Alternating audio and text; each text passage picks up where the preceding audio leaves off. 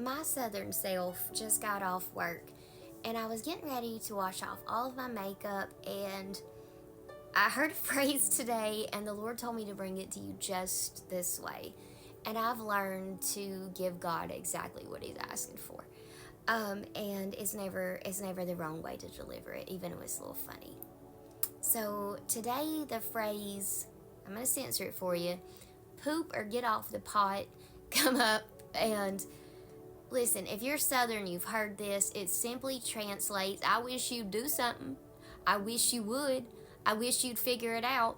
It's kind of like when you're in a car with somebody and they're asking you, where do you want to go eat? You're like, I don't know, you decide. But then you go to Arby's and they act disappointed. So you go to McDonald's and they're like, I don't know, but I really like their curly fries. And before you know it, you've circled the strip 3 times. All right. So I wanted to talk to you about that today.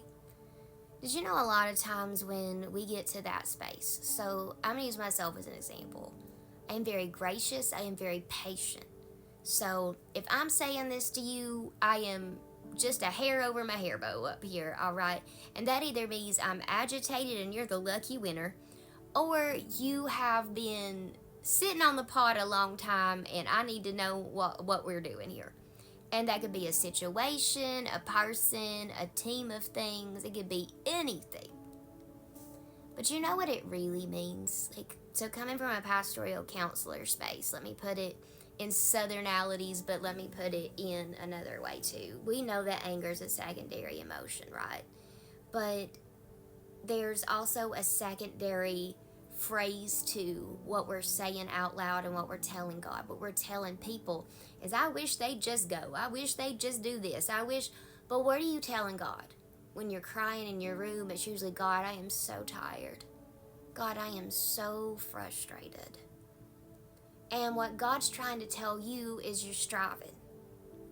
And anytime we get to this space where we're like, I wish they'd just move. I wish they'd just this. I wish this were just that.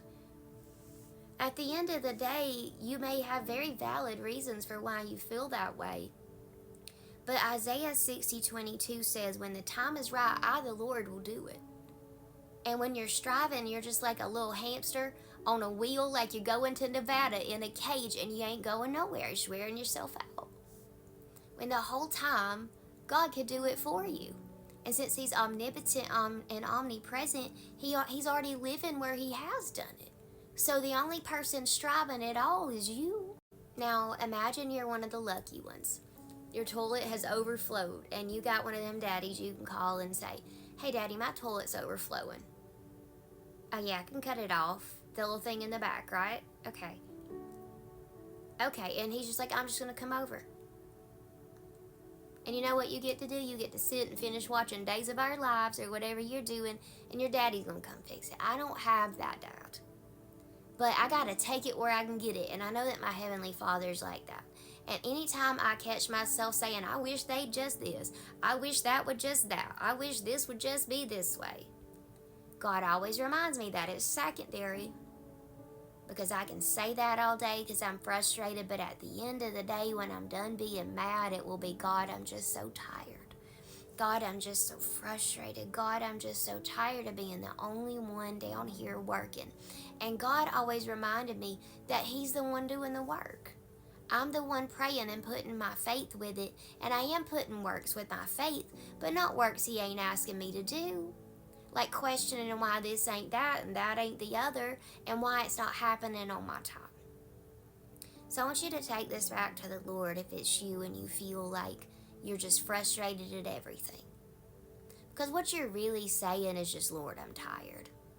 He's just saying it in a southern way. And if you're from up north, y'all probably have a saying too.